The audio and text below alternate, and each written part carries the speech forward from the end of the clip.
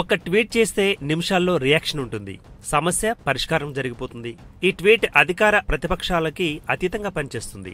ప్రతిపక్షాలు ధర్నాలు, నిరసనలు చేస్తే కానీ కొన్ని ప్రజా సమస్యలు పరిష్కారం కావు. అలాంటి సమయాల్లో పవన్ చేసే ఒకే ఒక్క ట్వీట్ పరిష్కారం చేయగల సత్తాన్ని కలిగి ఉంటుంది. ఆయన ట్వీట్కు అంత పవర్ ఉంది. రాజకీయంగా, సినిమాల పరంగా పవన్ ఎదుగుదలను చూసి ఓర్చుకోలేని కొందరు ఆయన ట్విట్టర్ ఖాతాను ఏకంగా హ్యాకింగ్ కు గురిచేశారు. పొలిటికల్ పార్టీలకు భిన్నంగా ట్విట్టర్ను వేదికగా చేసుకుని తన న్యాయ పోరాటానికి శ్రీకారం చుట్టారు పవన్. ఇటీవల కొందరికి కంటగింపుగా మారారు పవన్. ఈ సందర్భంగా పవన్ కళ్యాణ్ ట్విట్టర్ ఖాతా విశేషాలను ఒకసారి పరిశీలిద్దాం. 2014లో సార్వత్రిక ఎన్నికలు జరిగాయి.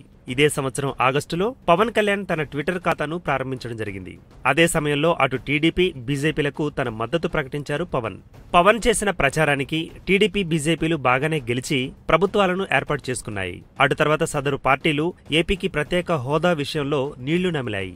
వారు చేస్తున్న ఆలస్యానికి, చూపిన నిర్లక్ష్యానికి పవన్ తీవ్ర అసంతృప్తిని వెలగక్కారు. తన ట్విట్టర్ను వేదికగా చేసుకుని ఆ రెండు పార్టీలను కడిగిపారేశారు. ఇక అటు తర్వాత టీటీడీలో నార్త్ ఇండియన్ ఐఏఎస్ల నియామకాన్ని తన ట్విట్టర్లో దుయ్యబడుతూ నిరసించారు పవన్. ఇలా సమస్య చిన్నదైనా పెద్దదైనా పవన్ తన ట్విట్టర్ ద్వారా ఎత్తుచూపుతూ వాటి పరిష్కారానికి ప్రభుత్వాలపై ఒత్తిడి తెచ్చేవారు.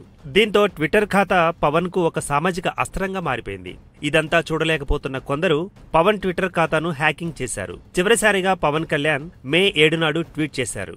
బాహుబలి 2 1000 కోట్లు దాటిందంటూ ఒకసారి, టీటీడీలో నార్త్ ఇండియన్ ఐఏఎస్ల నియామకాన్ని నిరసిస్తూ మరోసారి ట్వీట్ చేశాడు పవన్.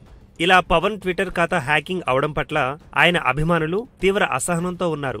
దీని వెనుక రాజకీయ హస్తమా లేదా యాంటీ మెగా ఫ్యాన్స్ హస్తం ఉందా అంటూ ఆ దిశలోనే పరిశోధనలో పడ్డారు.